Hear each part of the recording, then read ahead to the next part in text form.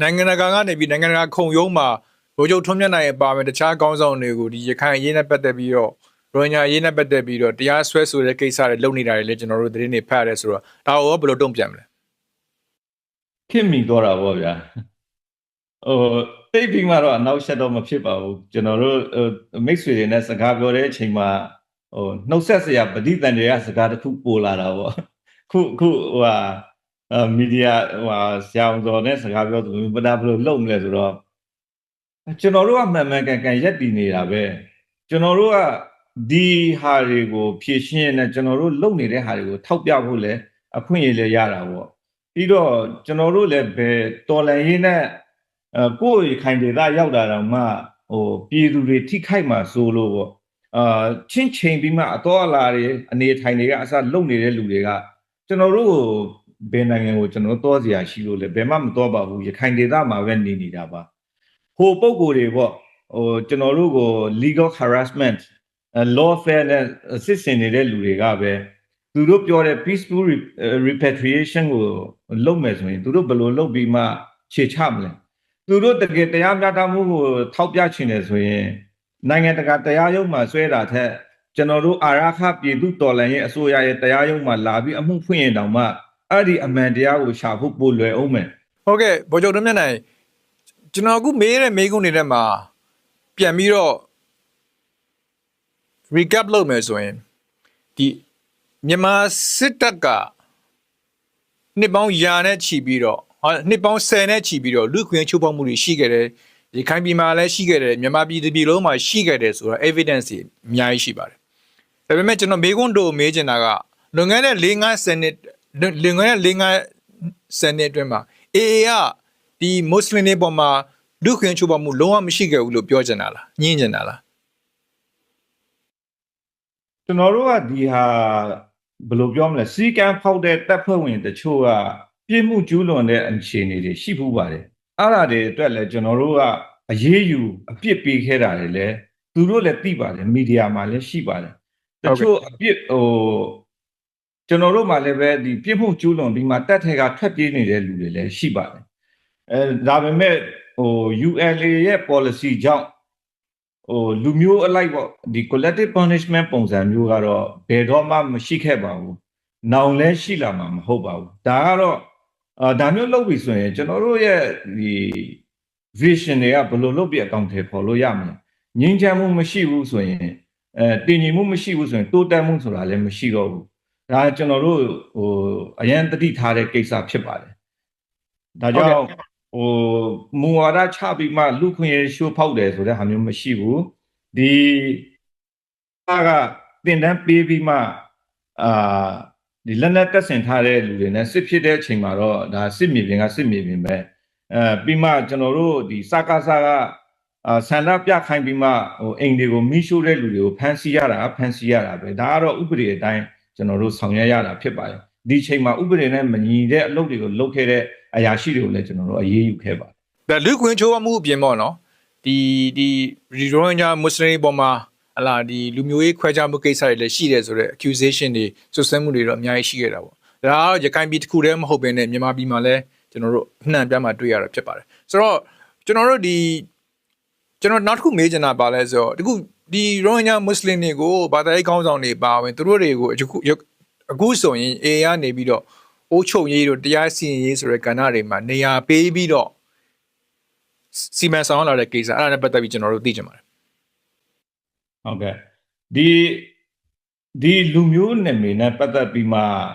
အငင်းပွားမှုဆိုတာဒီနေ့မှပဲရှိနေတာမဟုတ်ဘူးအဲ့ဒီနယ်မြေကိုစပြီးသူတို့နိုင်ငံရေးအလိုင်းတင်ပြီးတုံးလာတဲ့ကဒီရခိုင်ဒေသမှာရောမြန်မာတပြည်လုံးအနေနဲ့ရောအဲ့ဒီကိစ္စကရှိတယ်ဗျရှိတယ်ဆိုတော့သူတို့ကလည်းသမိုင်းသမိုင်းစာအုပ်မှာတော့ဗမာသမိုင်းပကံသမိုင်းကိုကြည့်မလားရခိုင်သမိုင်းကိုကြည့်မလားသမိုင်းစာအုပ်တွေမှာကိုယ့်အမြင်နဲ့ကိုရေးထားတဲ့အားနည်းချက်ကလေးတွေကတော့ရှိတတ်ပါတယ်အဲ့ဒါတွေကိုတေချာသုံးသပ်ပြီးမှသူတို့လိုချင်တဲ့ပုံစံတွေကိုအသိရေးပြီးမှတချို့လူတွေကလှုံ့ဆော်ခဲ့ကြတော့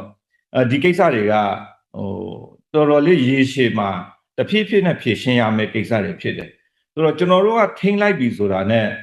ဒီကိစ္စတွေကတခါတည်းတရားမင်းပေးလိုက်တဲ့ဆေးလိုမျိုးပျောက်တော့တာမဟုတ်ဘူးဒီဟာတွေကိုတဖြည်းဖြည်းချင်းလောက်ရမှာဆိုတော့စောစောကကျွန်တော်ထောက်ပြခဲ့သလိုပဲလူအခွင့်အရေးကိုတစ်ခုတည်းပဲကြည့်ပြီးမှနိုင်ငံသားအခွင့်အရေးနိုင်ငံသားတာဝန်ဥပဒေတစ်ခုတည်းကိုပြောပြီးမှသူနေထိုင်တဲ့နိုင်ငံရဲ့ဥပဒေကိုမလေးစားရင်နိုင်ငံတကာဥပဒေဆိုတာကြီးကဘာကြီးလဲဆိုတဲ့ဟာမျိုးတောင်ကျွန်တော်တို့ပြန်ပြီးမေးတဲ့အခါတွေလည်းရှိတယ်သူတို့ကပြောရလေနိုင်ငံတကာဥပဒေအတိုင်းလုပ်ရမယ်နိုင်ငံတကာဥပဒေအတိုင်းလုပ်ရမယ်ဆိုတော့နိုင်ငံငယ်တွေကိုနိုင်ငံကြီးတွေကအနိုင်ကျင့်တဲ့စကားတွေပေါ့ဒါဆိုရင်ငါတို့နိုင်ငံရဲ့ဥပဒေကိုရှိုးဖောက်နေတဲ့လူကိုမင်းတို့ကနိုင်ငံတကာဥပဒေနဲ့ဘာလဲကဲတာလားဘောနော်ဘာလဲသူတို့စစ်ကူပေးနေတာလားဆိုတော့ကျွန်တော်တို့လည်းမေးစရာတွေရှိတယ်ဒါကိုနိုင်ကိုနေတဲ့နိုင်ငံကိုကိုယ့်ရဲ့အလံတော်ကိုရောဥပဒေကိုရောအခြေခံဥပဒေကိုအကုန်လုံးလေးစားဖို့နိုင်ငံသားတိုင်းတာဝန်ရှိတဲ့ဟာကိုလုံးဝကြောခိုင်းပြီးမှနိုင်ငံတကာဥပဒေဆိုပြီးမှလာပြောနေတဲ့ကိစ္စတွေလည်းရှိတယ်။ဒါကြောင့်ဒီလူအခွင့်အရေးချိုးဖောက်တယ်လို့ပြောတာထက်နိုင်ငံသားအခွင့်အရေးမမျှတမှုတွေကိုဖြည်းဖြည်းချင်းဖြည့်ရှင်းရမယ်ပြီးမှဒီအပြင်ကနေတောက်လျှောက်လှုံ့ဆော်နေတဲ့ဟာတွေစွတ်စွဲနေတဲ့ဟာတွေတိုက်ခိုက်မှုတွေရှိနေသေးတော့ဒီပြဿနာတွေကတော့ပြည်လေအောင်ဖြည့်ရှင်းဖို့တော်တော်လေးခက်ပါလိမ့်မယ်ဟုတ်ကဲ့ဗိုလ်ချုပ်ထွန်းမြတ်နိုင်ခုနကျွန်တော်ပြောသွားတဲ့ဒီတရားစီရင်အုပ်ချုပ်ရေးကိစ္စတွေမှာပါဝင်လာတဲ့ကိစ္စတွေကိုနည်းနည်းကျွန်တော်နည်းနည်းပြန်ပြီးပြောပြပါဟုတ်ကဲ့ကျေးဇူးပါဒီရခိုင်ဒေသကိုစနစ်ကြတဲ့စနစ်တကျနဲ့ငြင်းချမ်းအုပ်ချုပ်ရေးတွေတည်ဆောက်မယ်တိုးတက်မှုတွေရအောင်ဖန်တီးမယ်ဆိုရင်ဘယ်လူအဖွဲ့အစည်းကိုမှကျွန်တော်တို့ဘေးဖယ်ထားလို့မရပါဘူးကျွန်တော်တို့ဖယ်ထားဖို့လည်းအစီအစဉ်မရှိပါဘူးဆိုတော့ဒါနိုင်ငံသားအခွင့်အရေးတွေကိုပြောရင်လည်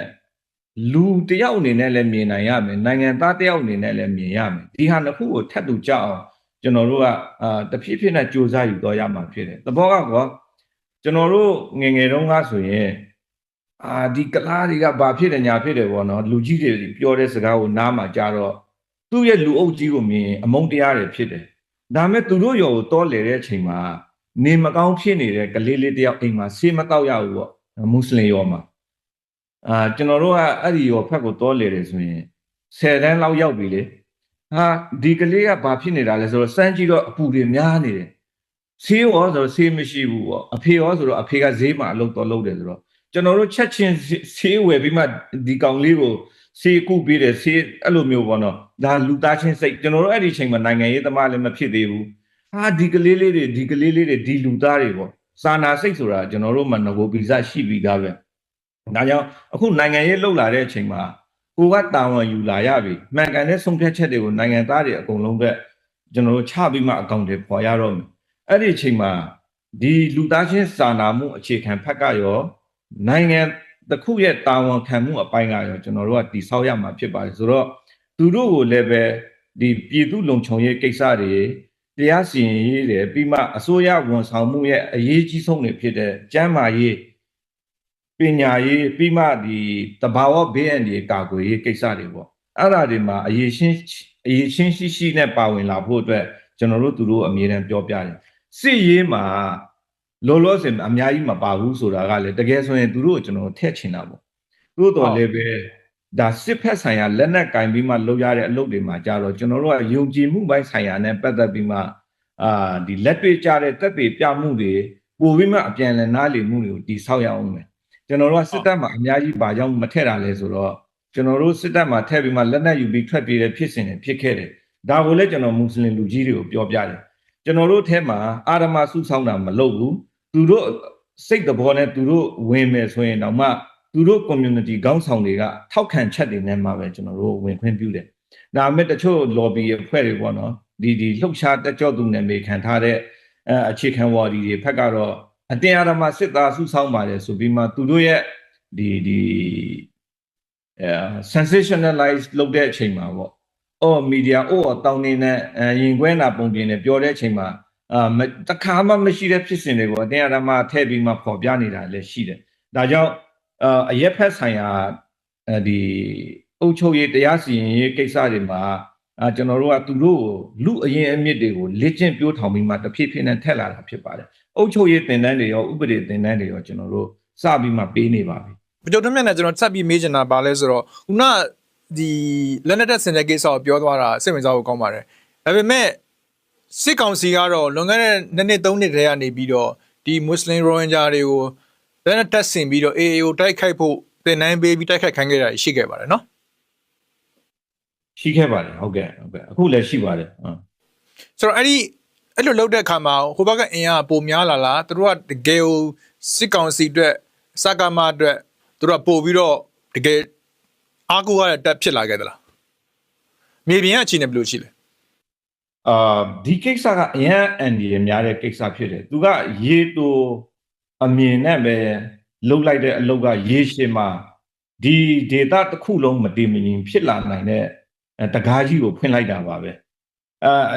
ဒီအခုဒုက္ခတဲ့စခန်းမှာဆိုရင်လူတွေကိုအများကြီးသူကစစ်သွေးကြောဝါဒတွေမဒရက်စာကျောင်းတွေကကျောင်းသားတွေကိုလှုံ့ဆော်ပြီးမှတင်တဲ့တောက်လျှောက်ပေးနေတယ်ကျွန်တော်တို့စုံစမ်းထားတဲ့သတင်းအရဆိုရင်နေဇတ်တလျှောက်မှာအင်အား4500လောက်ကတော့သူတို့လက်နက်ကတော့4500မရှိသေးဘူးဒါပေမဲ့အင်အား4500လောက်ကနေဇတ်မှာသူတို့စုဆောင်ထားကြတယ်ဒီဟာတွေလက်နက်ရရှိရဲ့အတွက်လည်းသူတို့တော်တော်လေးကိုလှုပ်ရှားနေကြတယ်သူတို့ရဲ့စခန်းတွေကတော့ဒီဘင်္ဂလားနေချဆောင်ပေါ့ BGB စခန်းတွေရဲ့အနိပတ်ဝန်းကျင်မှာပါပဲသူတို့ကဒီရခိုင်ဖက်ကိုဆန်တို့လောင်စာစီတို့ဆေးဝါးတို့ဆန်တော့မဟုတ်ပါဘူးလောင်စာစီတို့ဆေးဝါးတို့အဲ့ဒါတွေပို့လို့ဆိုရင် BGB ကဖမ်းတာမဟုတ်ဘူးအဲ့ဒီဟိုအဖွဲ့အစည်းတွေကလိုက်ပြီးဖမ်းတာသူတို့ဘာကိစ္စဖြစ်ဖြစ်သူတို့ကိုထိန်းပိတ်ဆို့ဖို့အတွက်တာဝန်ပေးထားတဲ့ပုံစံမျိုးပေါ့အခြေအနေလစ်တယ်လို့လာပြီးမှမိုင်းဆွဲတာတို့ဝင်ပစ်တာတို့လုပ်ပြီးမှဟိုဖက်နေဆက်ကိုကြော်ပြီးထွက်ပြေးတာတို့ရှိတယ်ကျွန်တော်တို့ကတော့ဘင်္ဂလားဒေ့ရှ်နဲ့ဒါအိန္ဒိယဆိုတာကတော့ကြိုက်ပြီးဖြစ်စေမကြိုက်ပြီးဖြစ်စေကရွေးပိုင်ခွင့်မရှိဘူးရေရှည်ကိုကြည့်ပြီးမှအစအရာကိုစိတ်ရှည်သီးခံပြီးမှကောင်းကောင်းလေးဆက်ဆံနေတဲ့အနေအထားပေါ့ဒါကိုဘယ်လိုဝိုင်းပြီးထိန်းကျောင်းမလဲဘာကြောင့်လဲဆိုတော့ဒါကသူ့ရဲ့ဟို political decision maker တွေရဲ့ဆုံးဖြတ်ချက်အရာမဟုတ်ဘဲနဲ့ဒီစစ်သွေးကြောပေါ်ဒီဝါဒကိုအားပေးတဲ့အရာရှိတွေနဲ့လုပ်နေတာလို့ကျွန်တော်တို့ယူဆတယ်ဒါကြောင့်ဟိုပြဿနာကိုပြင်းပြင်းထန်ထန်တုံ့ပြန်တာတဲ့ဒီစိတ်ရှည်ရှည်နဲ့ဖြစ်တဲ့ပုံစံကိုကျွန်တော်တို့ကထိန်းကျောင်းပြီးမှဖြည့်ရှင်းနေရတဲ့ response လုပ်နေရတဲ့အနေအထားဖြစ်ပါတယ်ဟုတ်ကဲ့ကျွန်တော်ထပ်မေးချင်တာပါလဲဆိုတော့ခုနကပြောသွားတဲ့တဲမှာဒီပြင်ပကတက်ကြွလှူရှားသူများဆိုတာကျွန်တော်မကြာခဏကြားရပါတယ်ပြင်ပကနေပြီးတော့ဒီမွတ်စလင်ရိုဟင်ဂျာရေးတက်ကြွလှူရှားသူတွေနဲ့ဒီဒုက္ခသည်စခန်းထဲမှာနေတဲ့မွတ်စလင်ရိုဟင်ဂျာတွေနဲ့ကြားမှာတကယ်ကိုသူတို့မှာ common opinion common ground ရှိသလားနောက်ပြီးတော့ရခိုင်ပြည်မှာနေတဲ့ဘူးသီးတောင်မောင်နှမရှိနေတဲ့ရောက်နေတဲ့နေကြတဲ့မွတ်စလင်ရိုဟင်ဂျာတွေနဲ့အပြင်မှာ campaign လုပ်နေတဲ့ရိုဟင်ဂျာခေါင်းဆောင်တွေနဲ့ရမှာရောသူတို့တွေထဲမှာ unifying ဖြစ်တဲ့ approach တားမဝင်ရက်တီချက်သို့မဟုတ်အမြင်တွေရှိသလားကွာမှုတွေအများကြီးရှိသလားနေရာဒေတာကိုအခြေခံပြီးမှကောဟချက်တွေရှိပါတယ်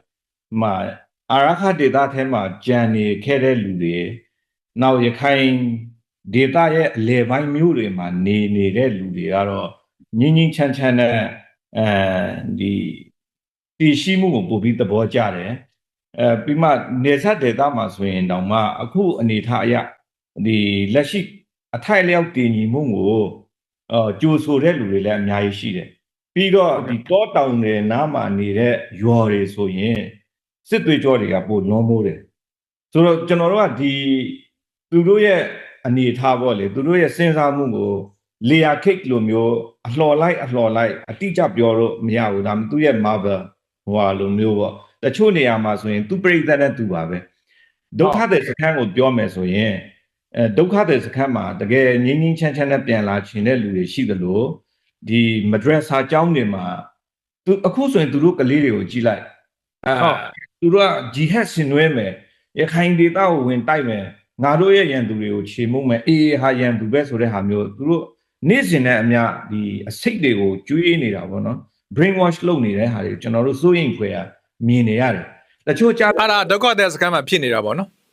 မဒရက်စာကျောင်းတွေမှာဒုက္ခသည်စခန်းတွေမှာဖြစ်နေတာဟုတ်ဒုက္ခသည်စခန်းမှာတော့တချို့လူတွေကြတော့ကျွန်တော်တို့ပြန်လာခြင်းတယ်ဆိုရင်ပြန်လာတဲ့လူတွေလည်းအများကြီးရှိပါတယ် ဒီနိုင်ငံရေးအရ UN အဖွဲ့အစည်းတွေနဲ့ဘင်္ဂလားဒေ့ရှ်ကအာဏာပိုင်တချို့ကထွက်ပြေးလာတဲ့လူတွေကိုပဲပြောနေတယ်သူကဒီဘက်ကိုပြန်ဝင်လာတဲ့ယာပေါင်းများစွာသောမိသားစုတွေအကြောင်းဘယ်တော့မှထည့်မပြောဘူး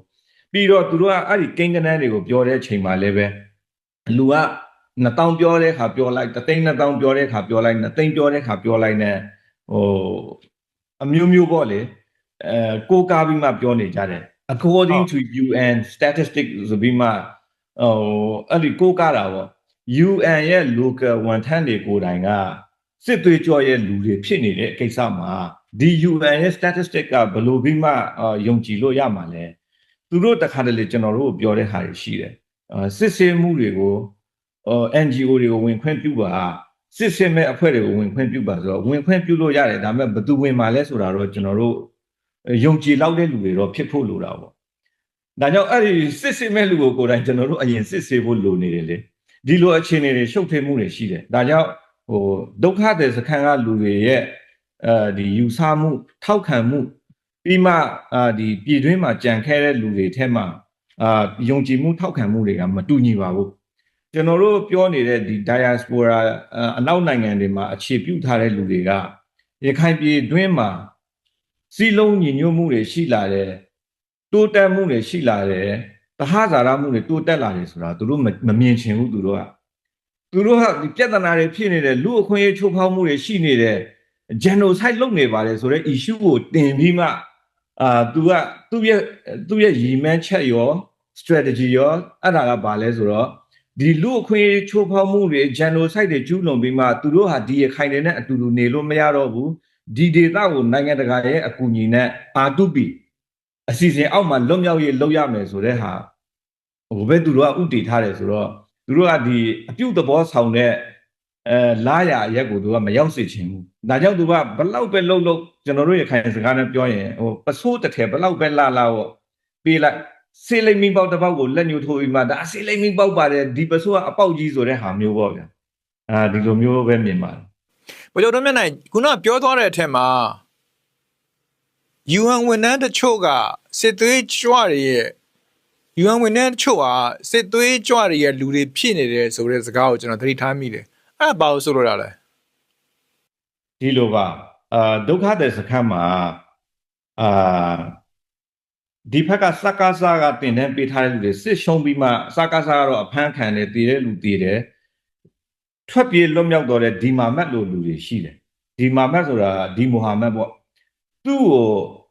ဒီဘင်္ဂလားစစ်တပ်ပေါ့ DGFI ကအရန်နေရာပေးတယ်ဘာဖြစ်လို့ဆိုတော့သူတို့အရင်မွေးထားတဲ့ဒီအာဆာရဲ့ခေါင်းဆောင်ကသူ့ရဲ့အမိန့်ကိုတိတ်နာမခံဘူးသူအားမရဘူးပြီးမှတခြားအဖွဲ့တွေကိုလည်းအားမရဘူးသူတို့လိုချင်တာက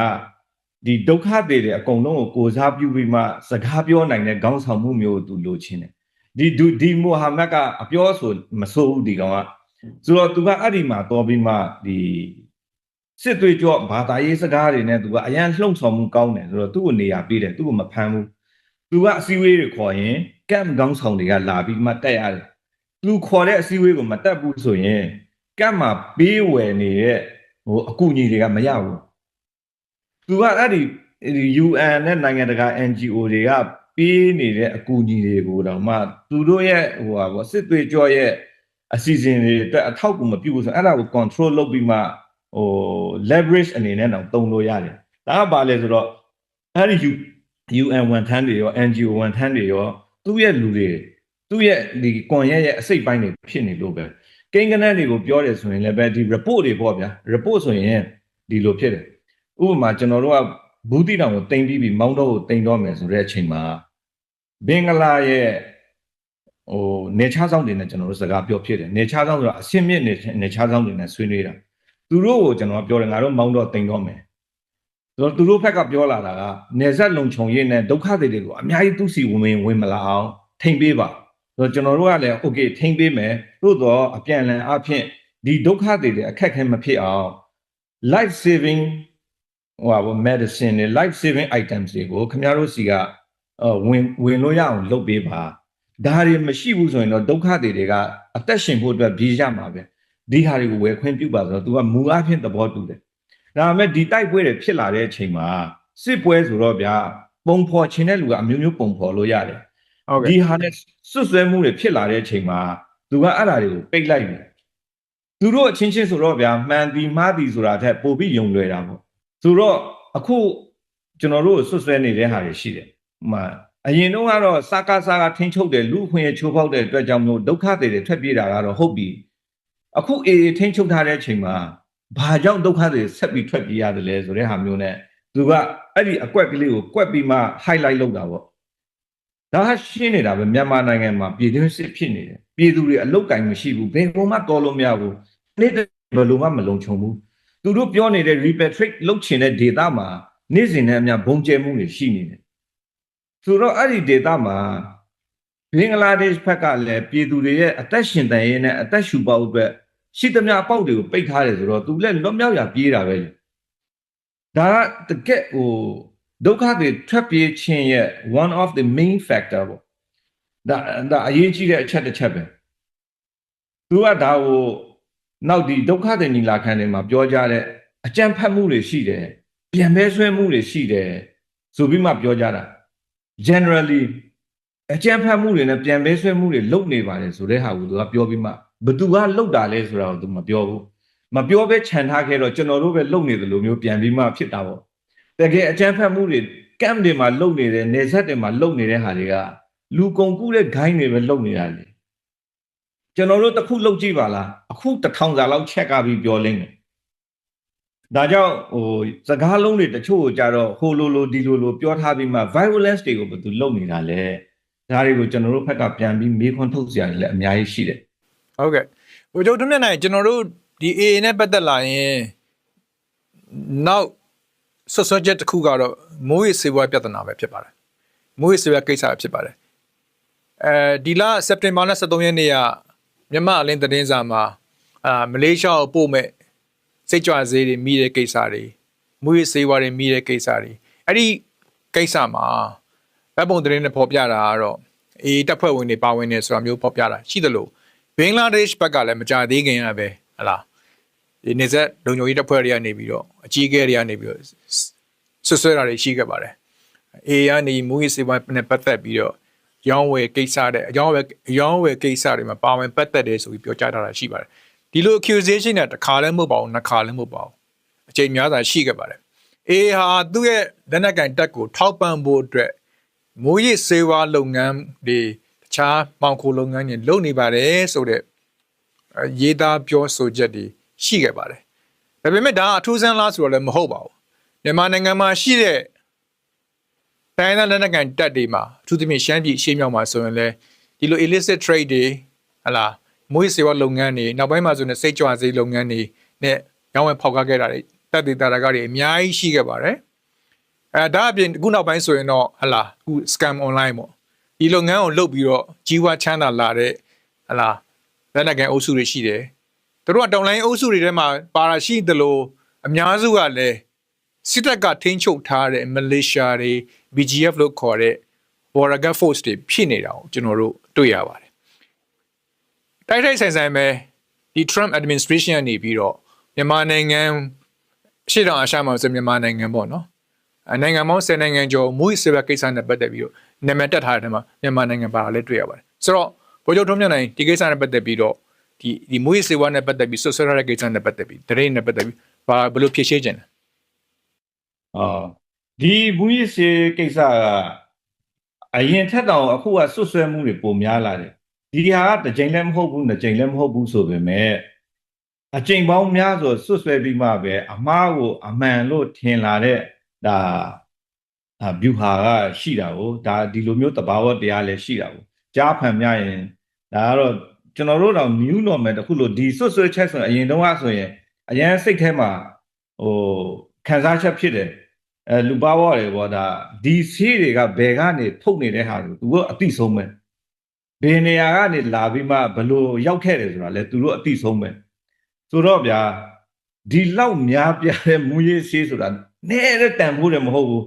ကျွန်တော်တို့ဘဝမှာကြားလည်းမကြားဘူးဒီလောက်များတဲ့ဟာတွေတခါတလေတောင်ပြောဖြစ်တယ် ဒီလောက်များတဲ့ငွေတွေရှိရင်တော့ကောမင်းတို့ရဲ့လင်ရင်တွေကိုရင်ကောင်းတွေရိုက်တယ်လို့မျိုးတစည်းချင်းပစ်ချပလိုက်မယ်လို့တော့ကျွန်တော်တို့ဒီဖက်မှာပြောဖြစ်ကြတယ်ဆိုတော့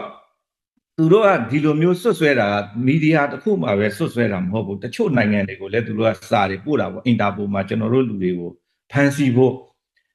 ဒီနောက်ပိုင်းမှာပို့ပြီးများလာတာကကျွန်တော်တို့ကနေမြေတွေကိုထိန်းချုပ်လာတယ်ဆိုတော့ကျွန်တော်တို့ရဲ့တန်တမန်ရေးအဆက်အသွယ်တွေမရှိအောင်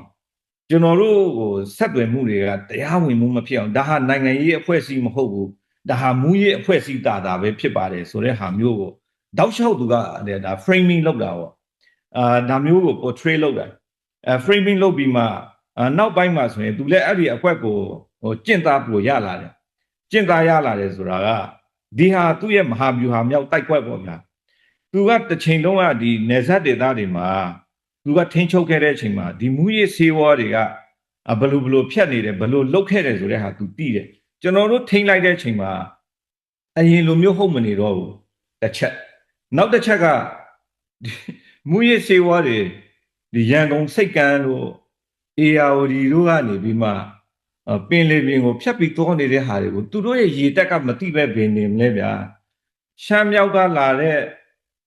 မူရည်ဆေးတွေရန်ကုန်မြို့ကိုဘယ်လိုလုတ်ပြီးရောက်လာတာလဲဗျာကရင်ပြည်ကနေပီစတိုတွေကိုတော့သူတို့ကြီးတောင်မလွတ်အောင်ဖမ်းနိုင်တဲ့ဟာအဲ့ဒီမူရည်ဆေးတွေဒီလောက်ရောက်လာတာရန်ကုန်ကိုဘသူကယူလာပေးတာလဲဗျာကျွန်တော်တို့ကသူများကိုမြင်အောင်အဲ့လိုမျိုးပြောပြချင်တယ်ဟုတ်ကဲ့တခါတလေတရုတ်မှာပေါ့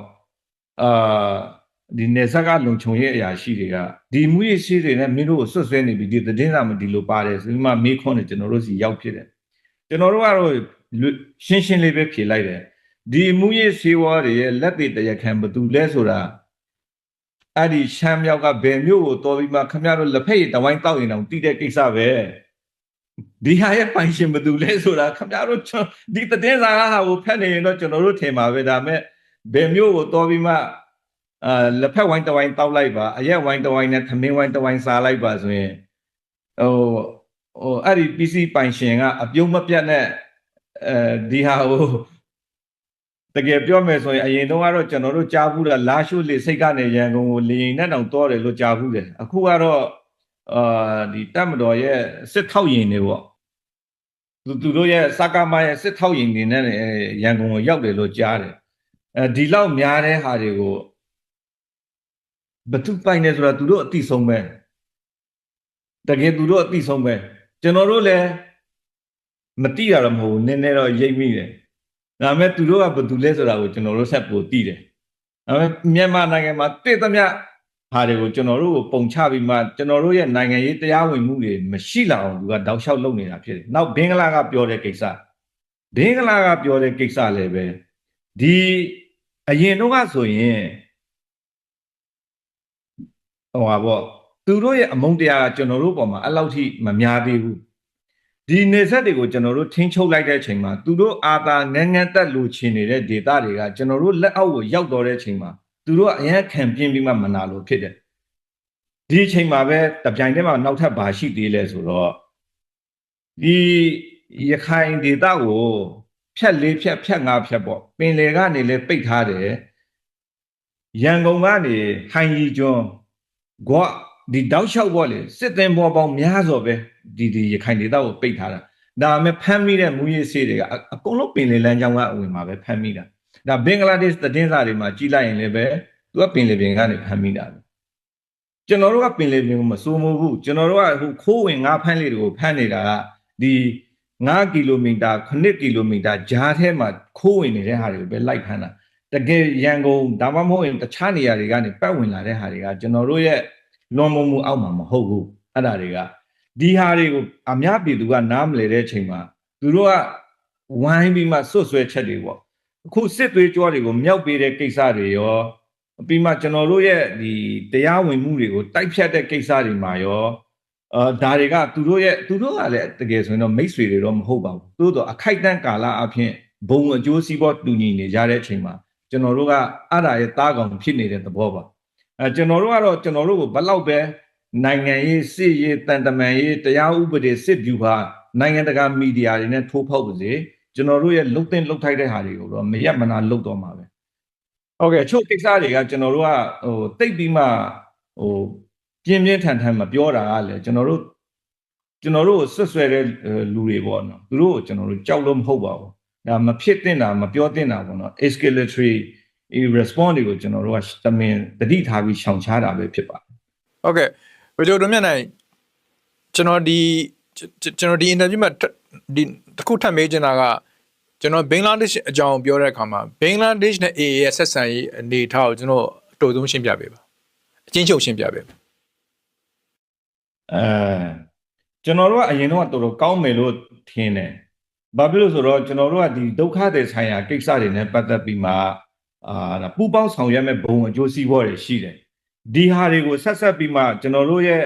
ဆက်ဆံရေးကိုလက်တွေ့ကျတဲ့အပြုသဘောဆောင်တဲ့ဆက်ဆံရေးဖြစ်ပြောင်းလဲနိုင်မယ်လို့ကျွန်တော်တို့ယူဆခဲ့တယ်သို့တော့သူ့မှာ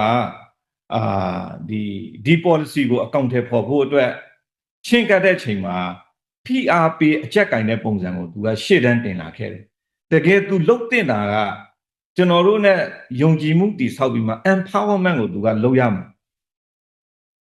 ကျွန်တော်တို့ကဒုက္ခတွေကိုလက်ခံမယ်ဆိုရင်ဒီဒုက္ခတွေရဲ့လုံခြုံရေးဒုက္ခတွေရဲ့ဒီအသက်မွေးဝမ်းကြောင်းရှင်သန်မှုတွေအတွက်ကျွန်တော်တို့မှာအခင်းအကျင်းတွေဖန်တီးဖို့လိုတယ်